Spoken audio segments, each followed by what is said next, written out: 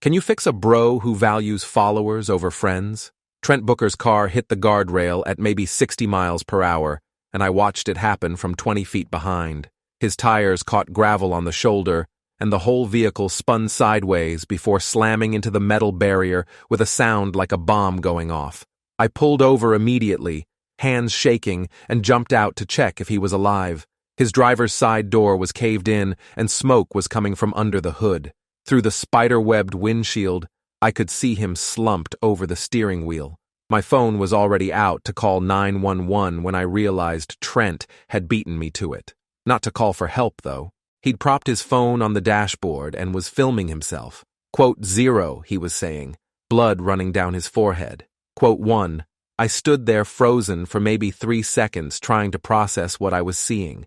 Then I yanked his door open, which took serious effort because the frame was bent, I said. He looked at me like I was interrupting something important. Quote 4, he said. His voice was shaky but coherent enough to narrate for his followers. The smoke was getting thicker and I could smell gasoline. I grabbed his phone and tossed it into the passenger seat, then started trying to unbuckle his seatbelt. He shoved me back with his good arm. Quote 5, the seatbelt was jammed from the impact, and I had to cut it with my pocket knife. Trent kept trying to reach for his phone while I pulled him out of the wreckage. His left arm hung at a wrong angle, and he winced when I moved him, but he still kept saying he needed to get the footage before the battery died. I half-carried, half-dragged him 30 feet away from the car and laid him down on the grass. That's when I saw he'd been live-streaming the whole thing. His phone screen was visible through the broken passenger window, showing 4,000 people watching in real time. The chat was scrolling so fast, I couldn't read individual messages, just a blur of comments and emojis. I called 911 on my own phone and told them we needed an ambulance and fire truck. The dispatcher asked if anyone was injured and I said yes, possible broken arm and head trauma. She told me to keep him still and conscious until help arrived. The whole time, Trent was trying to get me to grab his phone so he could keep filming. The ambulance showed up in 8 minutes along with a fire truck.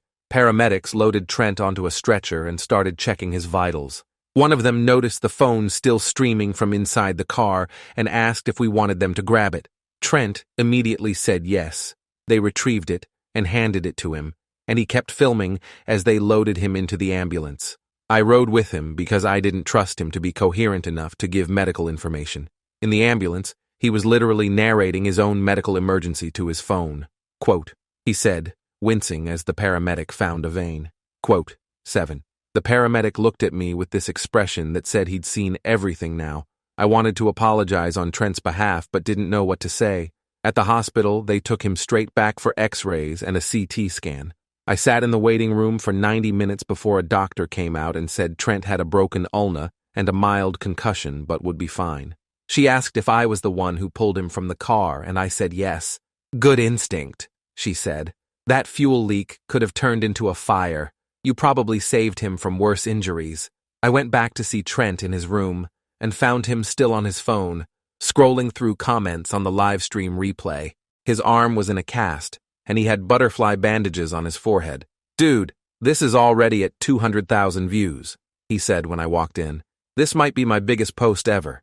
I sat down in the chair next to his bed, feeling something cold spread through my chest. You almost died, I said. You were bleeding and trapped in a crashed car, and your first thought was content. He looked at me like I was being dramatic. I was fine. It looked worse than it was. Besides, this kind of authentic moment is exactly what my audience wants. They appreciate the raw, unfiltered reality. I thought about the 15 seconds I'd spent trying to get his door open, thinking the car might explode. He thought about his view count. We clearly had different priorities. I told him I was glad he was okay and left the hospital feeling like I didn't actually know who my best friend was anymore. On the drive home, my phone started buzzing with notifications. Trent had tagged me in his post about the crash with the caption, "My boy Nate pulled me out." Real one. The video had 400,000 views by the time I got home. I finally watched it and immediately felt sick. Trent had edited it to make the whole thing look more dramatic than it was. He'd added this caption about me, quote 16, before helping, which wasn't true. I'd pulled him out within 30 seconds of stopping my car, but in his version, he made it seem like he had to tell me what to do, like I was panicking while he stayed calm and collected. The comments were split between people praising him for staying composed and people questioning why I'd apparently hesitated. A few pointed out that throwing his phone seemed aggressive. Nobody mentioned that I'd cut him out of a jammed seatbelt and dragged him away from a smoking car. I screenshotted the video and the comments, something instinctive telling me I'd need documentation later. The folder went on my desktop next to my work files. That night, I couldn't sleep. Every time I closed my eyes, I saw that moment when I opened his car door and he was filming instead of calling for help. I kept thinking about what would have happened if the car had caught fire while he was adjusting his camera angle. Would he have dropped the phone then? Or would he have kept recording until the end? Monday morning at work, my supervisor, Rachel Torrance, pulled me aside and asked if I was the person in Trent's viral crash video. I said yes, and she got this concerned look. The video makes it seem like you didn't respond appropriately to an emergency situation, she said. Several clients have mentioned it. We're a risk management consultancy, Nate. Our reputation depends on our team demonstrating good judgment in crisis situations. I felt my stomach drop. I pulled him out of the car immediately, I said. He edited the video to make it look different than what actually happened. Rachel nodded slowly like she wanted to believe me, but had doubts. I'm not saying you did anything wrong. I'm saying the optics are problematic. We're going to need to discuss how to handle this. She scheduled a meeting with HR for Wednesday and told me to prepare documentation of what actually happened. I went back to my desk and started writing everything down. Exact timeline, what I did, what Trent did, what the paramedic said. My coworker Felix Chen stopped by and asked if I was okay. I showed him the video versus my written account, and he whistled. That's messed up. He basically threw you under the bus for views. I hadn't thought of it that way, but Felix was right. Trent had sacrificed accuracy about what I did in order to make his content more dramatic. I tried calling Trent that afternoon, but he didn't answer. I texted asking him to correct the video caption because it was causing problems at work. He texted back 3 hours later saying, "Can't change it now, already viral, just ride the wave, bro." That response told me everything I needed to know about where his priorities were. I screenshotted the text exchange and added it to my folder. By Wednesday, the video had 2 million views across all his platforms. Trent had posted follow-up content from the hospital showing his cast being put on and talking about recovery. Every post got hundreds of thousands of engagements. He'd gained 50,000 new followers since the crash. Meanwhile, I was sitting in an HR meeting explaining that I wasn't incompetent during emergencies. I'd just been edited to look that way. The HR manager, a woman named Keisha Williams, listened to my account and reviewed my documentation, she said. Rachel looked uncomfortable, but didn't argue. I walked out of that meeting feeling like my professional reputation was being destroyed by someone I'd considered my closest friend. The administrative leave started immediately. I went home and spent the rest of the week watching Trent's follower count climb, while mine stayed at 800 people who mostly ignored my posts. He was leveraging the crash into sponsorship deals. A car insurance company reached out about a partnership. A first aid kit brand wanted to send him free products. He posted about all of it, positioning himself as a survivor and safety advocate. The irony of him becoming a safety spokesperson when he'd prioritized filming over calling 911 was almost funny, except it was destroying my life. I started going through his entire content history, looking for patterns. What I found made my stomach hurt. Every major spike in his follower count corresponded with some crisis or dramatic event. A fight he'd filmed at a bar that went viral. A video of himself getting food poisoning that got 3 million views. A house fire in his apartment building where he'd live-streamed the evacuation. Each time, he positioned himself as the calm narrator, documenting chaos while everyone else panicked. And each time, subtle editing made other people look less capable while he looked heroic. I created a timeline document showing every incident, the follower growth, and the sponsorships that followed. 22 pages of evidence that Trent had built his entire platform on exploiting crisis for content. My dad called Friday night after seeing the video shared in his Rotary Club group chat. He was furious. Quote 26, he said. Quote 27, I told him I couldn't afford a lawyer right now, especially with being on leave from work. He said he'd lend me the money if needed, because this was too important to ignore. We spent 2 hours on the phone going through everything, and he helped me organize my documentation more systematically. He'd been a project manager for 35 years and knew how to build a case file. By the end of the call, I had a clear timeline, witness information from the paramedics, the doctor's statement about my quick action, and all of Trent's posts showing his pattern. My dad sent me contact information for 3 lawyers who specialized in defamation and privacy law. I emailed all 3 Saturday morning explaining the situation. 2 responded within hours wanting to meet. The 3rd never replied. I set up consultations with the 2 who'd responded for Monday and Tuesday of the following week. The consultation fees were $250 each, but my dad insisted on covering them. I felt 28 years old and dependent on my father's financial help, which added another layer of humiliation to everything else. Sunday afternoon, Trent posted a new video addressing his recovery and thanking everyone for their support. In it, he mentioned how grateful he was for everyone who helped that day, even those who struggled to know what to do in such a scary situation. The passive-aggressive dig was obvious to anyone paying attention. Comments started flooding in asking who he was talking about, and someone linked to my Instagram profile. Within an hour, I had 200 new followers and 50 DMs, half supportive and half accusing me of trying to make Trent's accident about myself. I made my account private, but the damage was done. Screenshots of my profile were circulating with people analyzing my posts for evidence of incompetence or attention-seeking. I watched in real time as strangers on the internet constructed a narrative about who I was based on nothing but Trent's carefully edited content. The folder on my desktop grew to 100 files, every screenshot, every comment, every post, all documented and organized. Some instinct told me I'd need comprehensive evidence of what this was doing to my life and reputation. My girlfriend Kara came over that night and found me still at my laptop taking screenshots. Quote 29, she said gently. I tried to explain that this wasn't obsession, it was documentation. She sat next to me and scrolled through the folder. This is actually really thorough, she said after a while. You could take this to a lawyer. I told her about the consultations scheduled for the week. Monday's consultation was with an attorney named David Reeves who worked out of a small office downtown. He reviewed my documentation for 30 minutes without saying much, then looked up at me. Quote 30, he said. Quote 33. He explained that we could send a cease and desist demanding he correct the video and remove the defamatory implications. If he refused, we could file a lawsuit for defamation and unjust enrichment. The process would take months and cost money I didn't have, but David said he'd consider taking it on contingency if the case was as strong as it looked. He wanted to review everything more thoroughly before committing.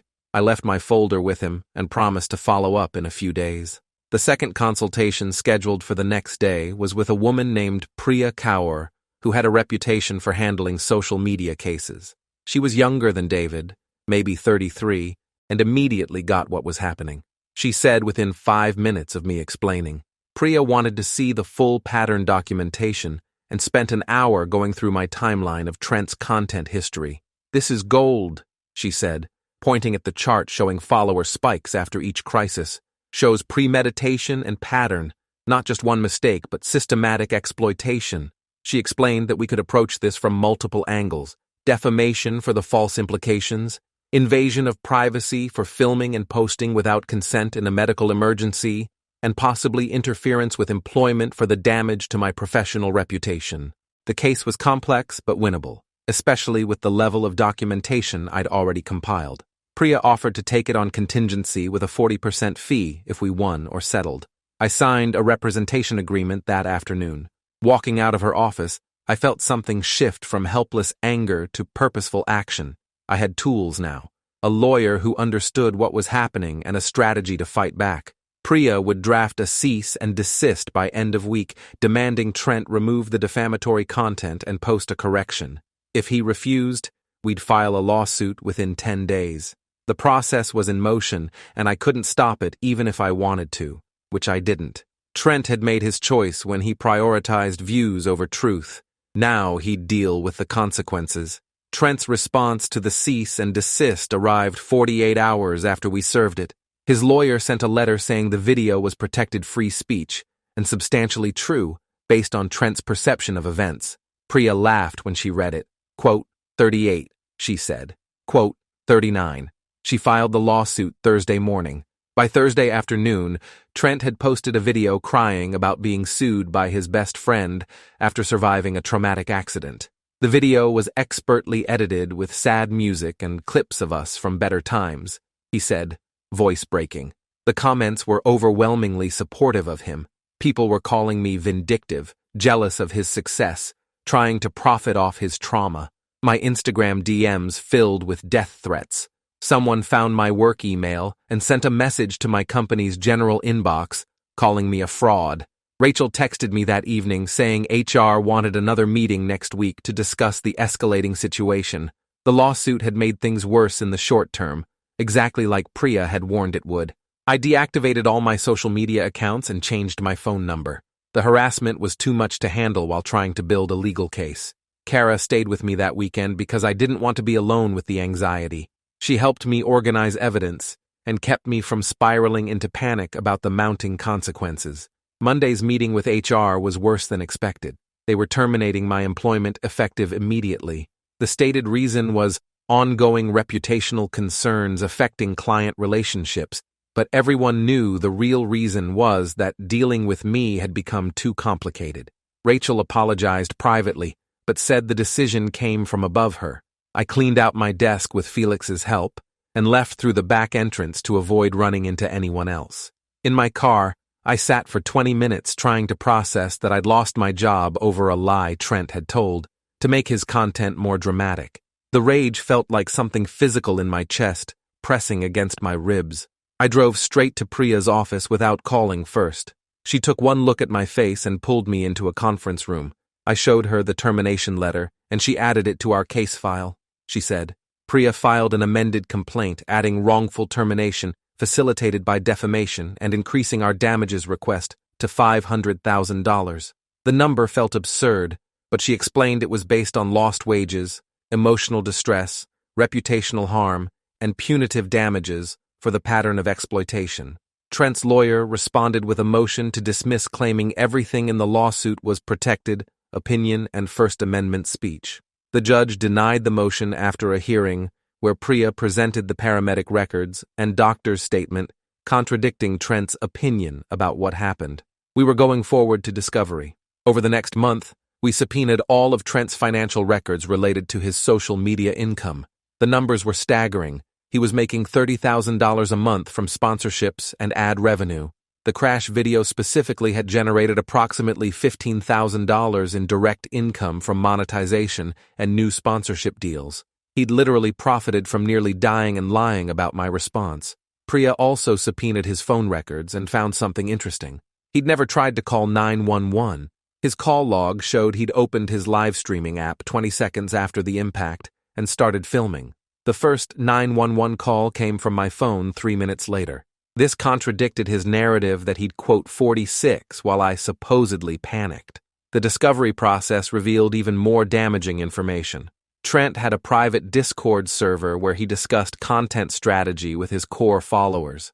Messages from right after the crash showed him saying he needed to quote 47 and that he'd edit it to make my calm contrast with Nate's panic. He'd deliberately distorted what happened, not mistakenly misremembered it. Priya was thrilled, she said.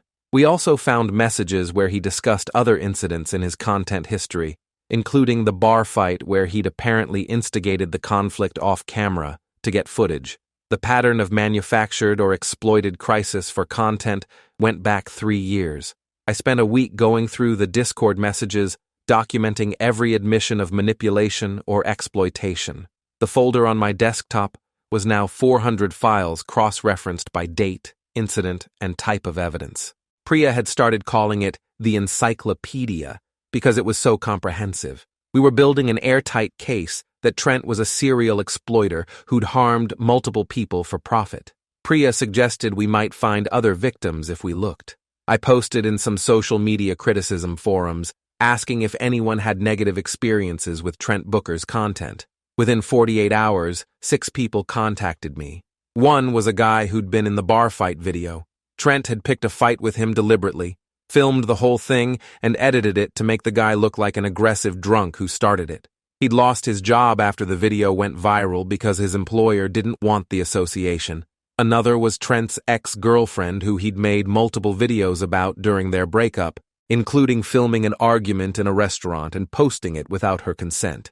She'd gotten so much harassment from his followers that she'd had to move to a different city. A third was his former roommate, who Trent had filmed during a mental health crisis and posted as, quote, 52, quote, all of them had documentation. All of them had similar stories of Trent treating their real suffering as content opportunities without consent or concern for consequences. Priya reached out to each of them and got written statements. She also found 2 more people through her own investigation who'd appeared in Trent's crisis content without proper consent. We suddenly had 8 documented victims showing a clear pattern. The preliminary hearing was scheduled for 6 weeks out. In the meantime, my unemployment benefits got approved, but only covered half my rent. I had to move to a cheaper apartment and sell my car for something older and paid off. Kara helped with the move, and never once made me feel bad about my situation getting worse before it got better. My dad lent me $3,000 to cover the gap until the legal case resolved. I felt like a failure at 28, living in a studio apartment and dependent on family help to survive. But Priya kept telling me this was temporary. Quote 53, she said. Quote 54. I held on to that like a lifeline. The hearing date approached, and Trent kept posting content, though he'd stopped mentioning me directly after his lawyer probably warned him. His follower count was at 900,000 now. The crash had been the best thing that ever happened to his career. Meanwhile, I couldn't even put my real name on job applications because Google searches brought up his version of events. I'd applied to 40 positions using a slightly modified version of my name and gotten 3 interviews, all of which fell through when they figured out who I was. The preliminary hearing lasted 6 hours. Priya presented our case methodically: the timeline of the crash, the paramedic and doctor statements, Trent's phone records showing he never called 911, the Discord messages admitting he'd manipulated the narrative, the financial records showing his profit, and statements from 8 other victims showing pattern. Trent's lawyer tried to argue that everything was protected speech, and that any harm to me was incidental to Trent, sharing his authentic experience. The judge, a man in his 50s named Thomas Rivera, looked skeptical. He asked. Trent's lawyer had no good answer. Judge Rivera took everything under advisement and said he'd issue a ruling within 2 weeks. Walking out of the courthouse, I felt cautiously hopeful for the first time in months. Priya thought it had gone well, she said. We celebrated with coffee at a nearby cafe, and I let myself imagine what life might look like if we won. Getting my reputation back, having enough money to rebuild, watching Trent face consequences for once. The ruling came down 13 days later. Judge Rivera found that Trent had engaged in defamation per se, invasion of privacy, and unjust enrichment. He ordered immediate removal of all content featuring me without consent and set a trial date for damages. The preliminary ruling was public record, and a legal blogger picked it up. The blog post outlined the case in detail, including the Discord messages and pattern of exploitation. It went viral in spaces that were critical of influencer culture. Trent's comment sections suddenly filled with people questioning his credibility and pointing out the patterns. His follower count started dropping for the first time since I'd known him. Within a week, he'd lost 100,000 followers. Sponsors started pulling deals. A fitness app terminated his partnership. A meal prep service removed his affiliate code. The financial consequences were piling up. Trent posted a long apology video that his lawyer had clearly written for him. He said he'd made mistakes in how he'd handled things and wanted to make amends. The comments were mixed. Some people believed him and thought I should accept the apology and drop the lawsuit. Others saw through it as a legal strategy to minimize damages. I didn't respond publicly. Priya advised staying silent and letting the legal process work. The trial was set for 2 months out. In the meantime, a journalist from an online publication called Digital Truth reached out wanting to do a story about influencer exploitation. She'd found the legal blogger's post and wanted to interview me and the other victims. Her name was Sophie Brennan, and she spent 4 hours on Zoom asking detailed questions about Trent's pattern and the impact on people's lives. She interviewed all 8 victims separately and reviewed our documentation. The article came out 3 weeks later with the headline, quote, 58, quote. It was devastating to Trent's reputation. Sophie had documented the full pattern, interviewed legal experts about exploitation, and included Judge Rivera's preliminary ruling. She'd also analyzed Trent's content and found that 60% of his most viral posts involved some kind of crisis or trauma, and that in most cases other people came out looking worse than him. The article got shared by major media outlets and started a broader conversation about influencer ethics. Trent's follower count dropped another 150,000. More sponsors pulled deals. He posted a response saying he was taking time off social media to reflect and grow. The comments called him out for only apologizing after facing consequences. The trial lasted 3 days. Priya presented our evidence systematically and called 6 of the 8 victims to testify about their experiences. The ex-girlfriend's testimony was particularly powerful. She described how Trent had filmed their argument in a restaurant after deliberately saying things he knew would upset her, then posted it as content about, quote, 59, quote. His followers had doxed her address and sent death threats. She'd had to delete all social media and move to a different state. The former roommate described Trent filming him during a panic attack and posting it without consent as mental health content, leading to his family finding out about his struggles in the worst possible way. Each testimony built on the pattern. Trent's lawyer tried to argue that these were isolated incidents taken out of context, but Priya had the Discord messages showing calculated exploitation across years. She also presented the financial analysis, showing Trent had earned over $400,000 from crisis content in the past 3 years, with my case contributing approximately $15,000. The jury deliberated for 8 hours before coming back with a verdict. They found in my favor on all counts and awarded $350,000 in damages plus legal fees. When the verdict was read, I felt something release in my chest that I'd been holding tight for 7 months. Trent's lawyer filed an appeal, but Judge Rivera denied it. The judgment was final. Trent had 30 days to pay, or we could start seizing assets. He tried to negotiate a lower settlement, but Priya refused, she said. Trent had to liquidate investments and sell his car to raise the money. The payment arrived in my account 6 weeks after the verdict. After Priya's contingency fee and paying back my dad and covering debts I'd accumulated, I had $180,000 left, enough to rebuild my life and have a cushion for the first time in months. I paid a year of rent up front on a decent apartment, bought a reliable used car, set aside money for therapy to process everything that had happened, started applying to jobs again using my real name because the news coverage had shifted the narrative. Google searches now brought up articles about the verdict and Trent's pattern of exploitation rather than his version of the crash. 3 weeks later, I got hired as a project manager at a clean energy nonprofit. The hiring manager had read about the case and respected how I'd handled everything. Quote 62, she said during my interview.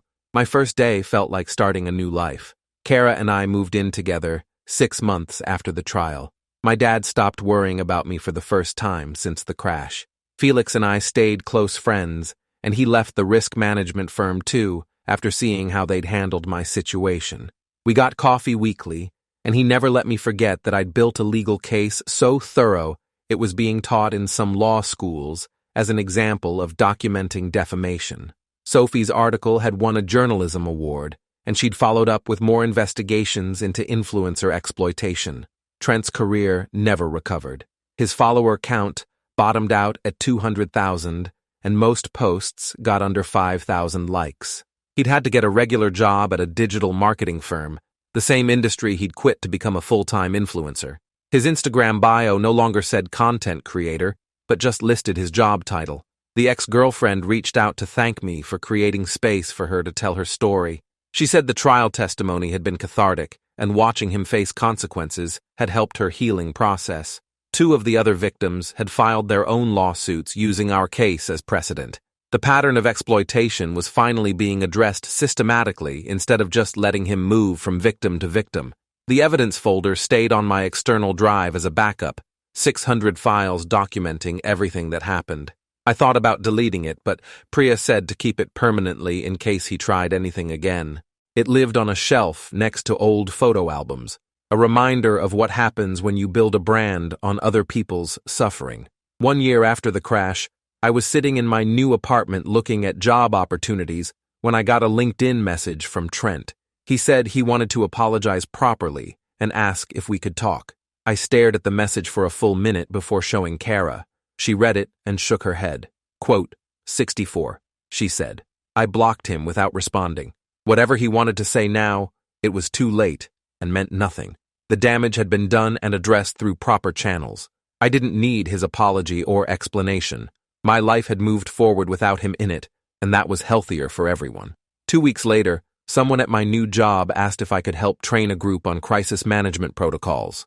I almost said no out of reflex, but stopped myself. The fear and hesitation were Trent's legacy, not who I actually was. I said yes and spent 3 hours teaching people how to respond effectively in emergencies, using real examples from my project management background. No drama, no cameras, just practical skills shared in a professional setting. Thanks for watching till the end. Make sure to subscribe and like to not miss the next story.